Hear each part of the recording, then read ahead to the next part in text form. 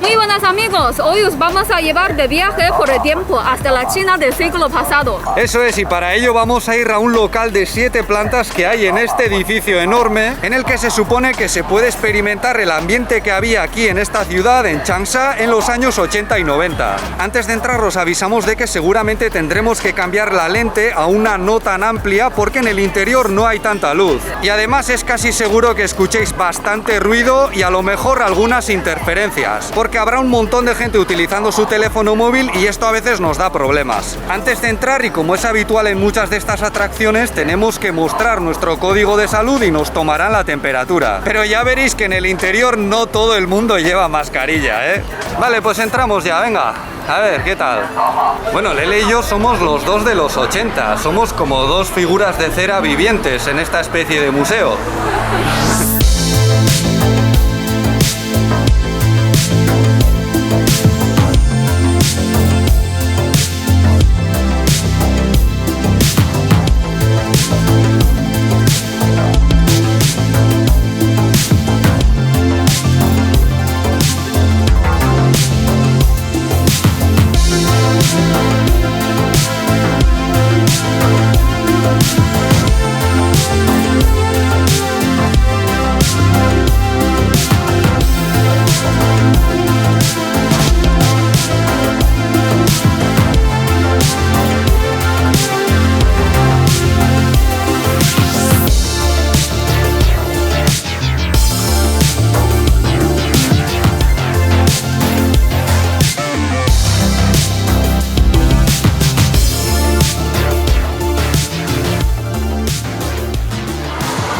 Pues bien, esta es la plaza principal, por así decirlo, que está muy cerca de la entrada, y a mí me parece que tiene un ambiente muy parecido al de la película Confusion, aunque yo personalmente también le pillo cierto aire a los suburbios de Midgar de Final Fantasy VII, pero Lele ayer me decía que también tiene algunos elementos de Hong Kong. ¿Y eso por qué es, Lele? Porque entonces esa ciudad tenía mucha influencia sobre nosotros.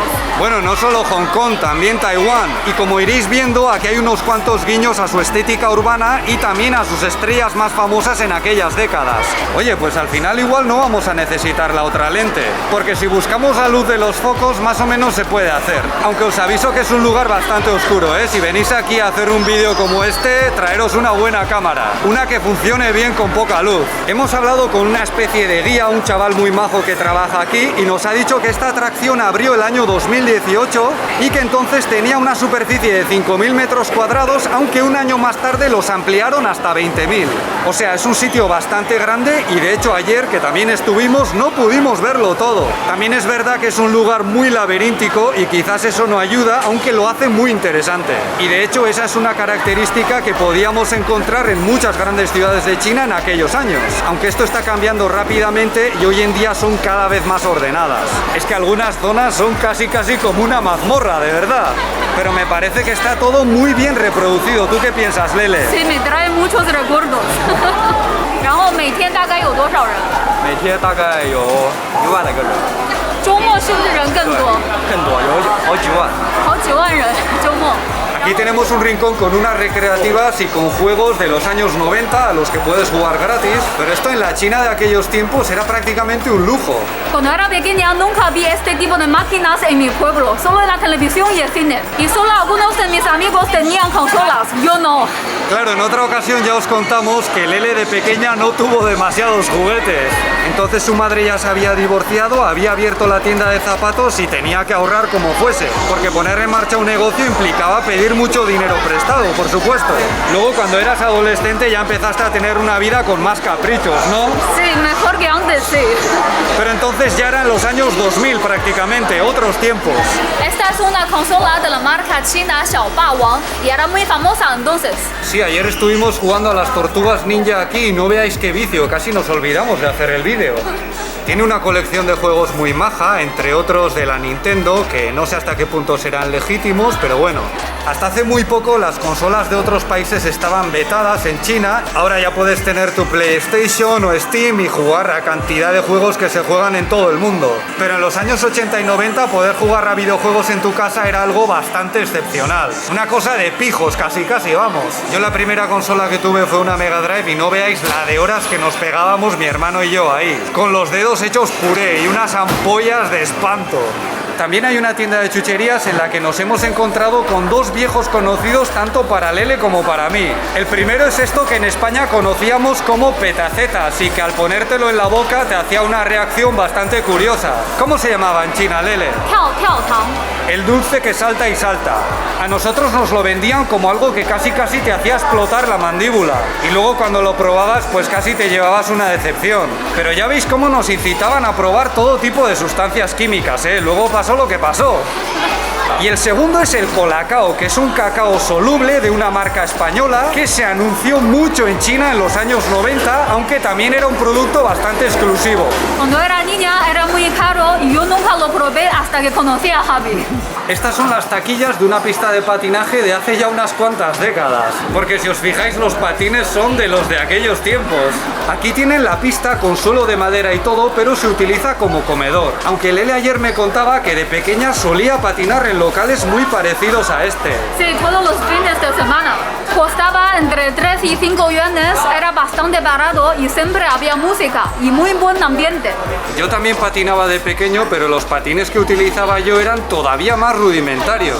Eran básicamente un amasijo de hierros que te los atabas a los zapatos y venga. Y por supuesto el calzado acababa destrozado después de un tiempo usando aquello. Pero las rodillas también, menudas leches nos pegábamos. Mirad esta peluquería con las fotos de los famosos. Ahora están todos un poco mayores. Estas miniteles también eran muy populares en los años 90, pero eran sin color, aunque hoy en día todavía se pueden ver en algunos sitios. 这台电视机都是我在中国我小时候第一次看到电视，就是看到了这个电视机。在这里还可以有中国的最经典的麻将。 Aquí tienen hasta un estanque en el que puedes intentar pescar cangrejos de agua dulce, pero no sé yo si pican, me parece que está un poco complicado. Y también tienen una pequeña granja con cerditos. Mirad, Lele y yo siempre solemos acabar así después de grabar estos vídeos, con la tripa llena hasta arriba y súper cansados. También había otras formas de ocio, por supuesto, como por ejemplo el cine. ¿Cuánto costaba una entrada en aquellos años, Lele? 2 yuanes. 2 yuanes son unos 25 céntimos de euro hoy en día. O sea, más o menos asequible, ¿no? Sí. Y una cosa que nos hemos dicho hasta ahora es que este lugar en realidad es un gran restaurante. Están especializados en los cangrejos de río, que ya os dijimos que son muy famosos en toda China central, pero también tienen cantidad de puestos en los que puedes probar un montón de cosas. Nosotros ayer comimos unos pinchos de ternera a la barbacoa que estaban buenísimos, también un postre de melocotón con jengibre y unas hierbas que me pareció súper curioso, y un té rojo con chocolate que estaba de rechupete. Pero el restaurante tiene bastante gracia porque algunos de sus comedores imitan las viviendas de aquellos tiempos. Pero cuidado porque con toda la gente que viene tienes que reservar con antelación. Si vienes de pasada y resulta que te quieres quedar a comer o a cenar, a lo mejor tienes que esperar un buen rato. Aunque mientras tanto te puedes entretener con un montón de cosas o puedes ir al bar, que está bastante bien. La bebida no es de los años 80 y 90, pero la decoración sí y está bastante interesante. Por cierto, la sala en la que estamos ahora se supone que es una reproducción de las oficinas en las que se registraban los matrimonios en aquellos tiempos. Nosotros ya lo hicimos hace unos cuantos años en Wuhan, pero era todo mucho más moderno. Nosotros hemos venido temprano a la tarde, pero ahora ya es la hora de cenar y mirad toda la gente que hay. Y está abierto hasta las 3 de la mañana, o sea que en realidad también cumple las funciones de un local nocturno. Tiene tanto éxito que ya están abriendo locales parecidos en otras ciudades. Yo ya os dije que a mí de vez en cuando me gusta el ambiente, pero entre ayer y hoy creo que ya hemos tenido bastante. Sí. Y además en muchas ciudades de China no hace falta venir a sitios como este para experimentar los años 80 y 90. Cuando estábamos buscando piso ya os dijimos que nuestro barrio tiene casas de esa época. Y de hecho nosotros vivimos en una de ellas. Sí. Y algunos diréis, pero Javierto, en mi país también hay viviendas de los años 80, 70, 60, 50 y más allá, y eso no quiere decir que hayan conservado conservado el ambiente o la estética de aquellos años. Claro, porque muchas han sido renovadas y redecoradas, pero ya os dijimos que esto no es tan habitual en China. En China muchos bloques de apartamentos una vez construidos se quedan tal cual y envejecen de forma bastante especial. Y por eso a veces cuando entras en sus portales o recorres sus escaleras es como viajar en el tiempo. Lo que pasa es que China se está transformando a una velocidad tremenda y hay cada vez menos edificios de este tipo. Ya sé que desde el punto de vista occidental a lo mejor los años 80 tampoco quedan tan atrás, no son algo tan remoto, pero yo soy de los que piensan que los chinos tienen una percepción del tiempo algo más acelerada. Por ejemplo, nosotros somos de la misma década, pero para mí las cosas de los años 80 y 90 son mucho más viejas que para Javi. Es que en realidad, eso ya lo contamos en otro vídeo, los años 80 del pueblo de Lele fueron más bien como los años 70 o 60 de España en muchos aspectos. Entonces para ella es como si se hubiese comprimido el tiempo. En cosa de no muchos años ha visto transformaciones que en algunos países occidentales se llevaron a cabo a lo largo de unas cuantas décadas. O sea que aunque os haya parecido una tontería, lo que hemos visto hoy tiene un sabor muy diferente si lo ves a través de mis ojos o a través de los ojos de Lele. Eso es todo por nuestra parte. Si este vídeo os ha parecido interesante, podéis darle un me gusta, suscribiros o ayudarnos con Patreon, donde también publicamos contenido. Muchas gracias por vuestra atención y hasta la próxima. ¡Hasta luego!